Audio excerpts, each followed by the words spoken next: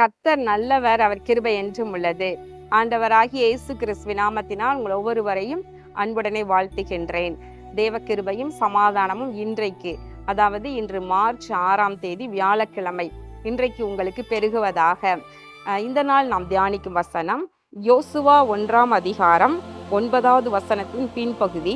நீ போகும் இடமெல்லாம் உன் தேவனாகிய கர்த்தர் உன்னோடே இருக்கிறார். இது யோசுவா புத்தகத்தின் முதல் அதிகாரத்துல நம்ம பார்க்கும் பொழுது, அது வரைக்கும் மோசேயின் காலமாக இருந்தது. மோசேயை கர்த்தர் அற்புதமாய் வழி நடத்தினார். மோசேயின் மூலமாக பெரிய காரியங்களை செய்தார். ஆனாலும் கூட தேவன் மோசேயை கானான் தேசத்திற்குள் கொண்டு போகவில்லை. அதற்கு முன்பதாகவே அவர் எடுத்துக்கொண்டார். அப்போ அவருக்கு பின்பதாக யோசுவாவை தலைவனாக நியமித்து மோசே கைகளை வைத்து யோசுவாவை ஏற்படுத்தினதை நம்ம பார்க்கின்றோம்.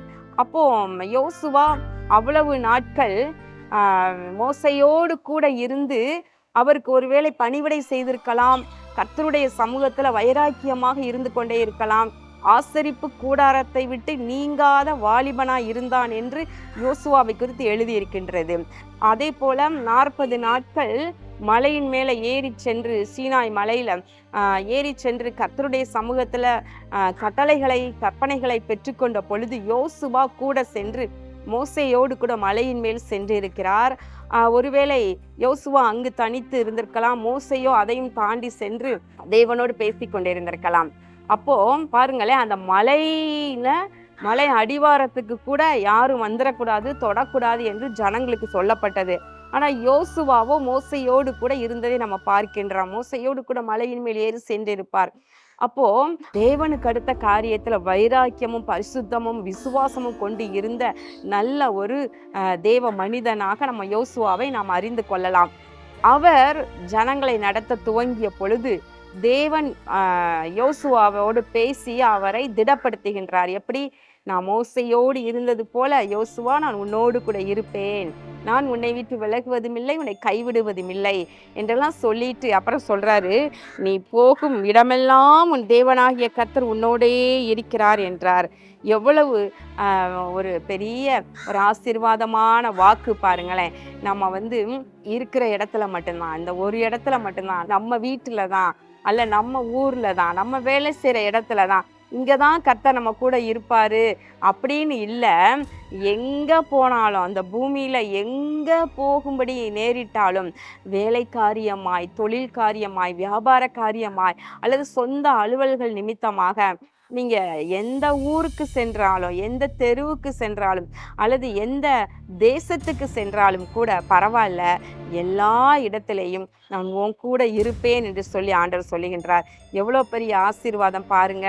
அப்போ யோசுவாவை மாதிரி ஒரு வைராக்கியம், ஒரு விசுவாசம், எப்படி 12 கோத்திரங்களுக்கு ஒரு கோத்திரத்துக்கு ஒருவர் என்று சொல்லி 12 கோத்திரங்களுக்கு 12 பேரை அனுப்பி கானான் தேசத்தை சுற்றி பார்த்து வர போனார்கள்.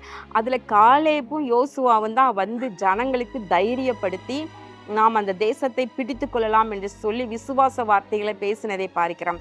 அப்போ நீங்களும் கூட நல்ல விசுவாசத்துல தேறினவர்களாக, தேவனுக்காக வைராக்கியம் பாராட்டுகிறவர்களாக, தேவ சமூகத்தை நாடுகிறவர்களாக, தேவனுடைய பிரசன்னத்திலே இருக்க வேண்டும் என்று நினைத்து செயல்படுபவர்களாக இருப்பின், ஆண்டவர் நமக்கும் கூட ஒரு வாக்குத்தத்தம் சொல்லுகின்றார். நீ போகும் எவ்விடத்திலும் உன் தேவனாகிய கர்த்தர் உன்னோடே கூட இருக்கிறார் என்று சொல்லி. ஆமேன்.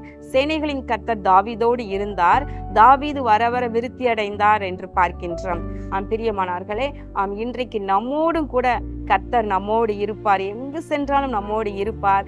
பயம் இல்லை, கலக்கம் இல்லை.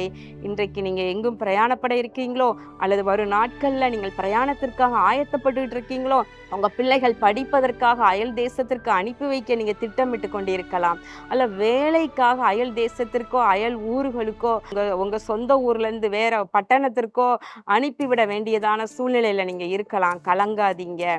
யோசேப்பு அந்நிய தேசத்திலும் யோசேப்போடு கர்த்தர் இருந்தார் என்பதை பார்க்கின்றோம். எனவே தைரியமா அனுப்பி வைங்க. ஆனா ஒண்ணு யோசுவா மாதிரி கர்த்தரை பிடித்து கொள்ள சொல்லுங்கள். கர்த்தருடைய சமூகத்தை விட்டு நீங்காத வாலிபன் என்று சொல்லப்படுகிறது போல உங்கள் வீட்டு பிள்ளைகளை அப்படியே நீங்க இருக்க சொல்லுங்க.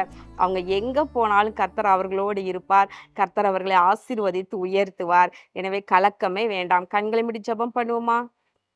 எங்கள் அன்பின் பரலோக பிதாவே, இதோ இந்த நாளிலும் விசேஷமாக கர்த்தாவே நாங்கள் தியானித்த வசனத்தின்படி நீ போகும் இடமெல்லாம் உன் தேவனாகிய கர்த்தர் உன்னோடே இருப்பார் என்ற வாக்குத்தத்த வார்த்தையின்படி உடைய பிள்ளைகளோடு கூட எல்லா இடங்களிலும் கூட இருப்பீராக. நீர் முன் செல்லுவீராக. உடைய சமூகம் பின்னாலே காக்கிறதா இருப்பீராக. உடைய பிள்ளைகள் ஆண்டவரே யார் யார் எந்தெந்த ஊருக்கு எந்தெந்த தேசத்திற்கு பிரயாணப்பட வேண்டும் என்று ஆயத்தங்களை செய்து கொண்டிருக்கிறார்களோ அவர்களுடைய ஆயத்தங்களை ஆசீர்வதிப்பீராக. அவருடைய போக்கு வரவை ஆசீர்வதிப்பீராக. தங்களுடைய பிள்ளைகளை ஆண்டவரை திருமணம் செய்து ஆண்டவரை வெளி ஊர்களுக்கு வெளி தேசத்திற்கு அனுப்பிவிட ஆயத்தமாகி கொண்டிருக்கலாம். அப்படிப்பட்ட பெற்றோர்களுடைய இருதயத்தை திடப்படுத்தும் ஆண்டவரே பிள்ளைகளை ஆசீர்வதிப்பீராக. இந்த ஜெபத்தை கர்த்தராகிய இயேசு கிறிஸ்துவின் நாமத்தினாலே ஏறெடுக்கின்றேன் நல்ல பிதாவே, ஆமேன். பிரியமானவர்களே, நீங்கள் போகும் எவ்விடத்திலும் கர்த்தர் உங்களோடு இருப்பார்.